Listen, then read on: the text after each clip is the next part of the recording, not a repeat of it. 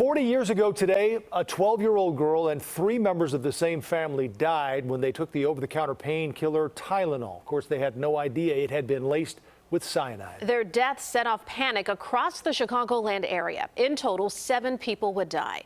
To this day, the case remains unsolved. CBS 2's Chris Ty live at the Arlington Heights police station with the case that is still very much active. In fact, Chris, Arlington Heights is the lead agency in this investigation even today. That's right, Joe and Erica, and the victims in this case crisscrossed from the city into the suburbs. There were a number of police agencies that dug into this case 40 years ago. None of them were ever able to close it. To this day, though, there remains capsules laced with cyanide under the lock and key and watchful eye of the FBI. And in the end, those critical pieces of evidence may just take us to the answer to the question of who was behind all this?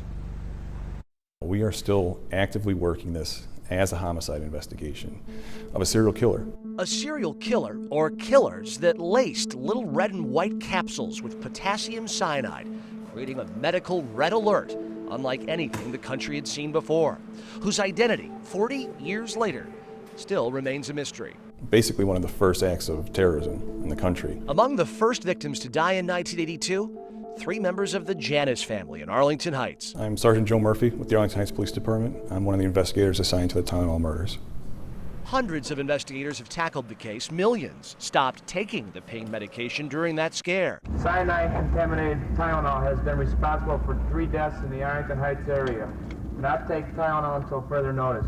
But now, the hope is new DNA technology and the 40-year anniversary of this case may just unearth something. The anniversary brings the opportunity, with the increased media attention, to possibly hear from somebody that's had reservations about coming forward.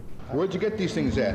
From year 1 through 39, the tips have never really stopped coming in. Within the last year, we've received multiple tips. Running these new tips against the old evidence to see if anything sticks, that is the pathway, investigators say, to solving this. We're looking at the technology advances that have been emerging over the last couple of years, mostly regarding DNA and fingerprints. We have the untainted pills and the tainted pills and the bottles and the boxes, the cotton balls that were inside. And I'm sure you've recognized that it seems that there's been an acceleration in cold cases being solved.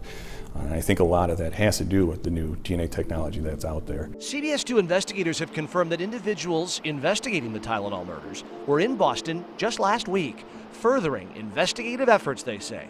That included interviewing a long-standing suspect in the case, James Lewis, who was convicted of sending a $1 million extortion letter to Johnson & Johnson after the murders. That's where you have hope in finding that resolution that everybody's seeking. There's still viable leads in forensics, absolutely. A little less absolute? That a definitive close will ever come to this case. A case generations of relatives now hope for. There's 40 years and no one's been charged with this crime. I can understand that frustration. There's always going to be people out there to second guess what you've done. And as an agency, we just have to put our best foot forward and make sure that we're doing everything we can to solve this case. CBS 2 pressed for a whole host of answers. Are there more suspects? Might some of your suspects have died over these last 4 decades? What new evidence do you have? More than any other answer that we got no comment. They were not willing to crack that door open even a little on those lines of questioning here on the 40th anniversary of the Tylenol murders. Live at Arlington Heights, Chris Ty, CBS 2 News. Thank you, Chris.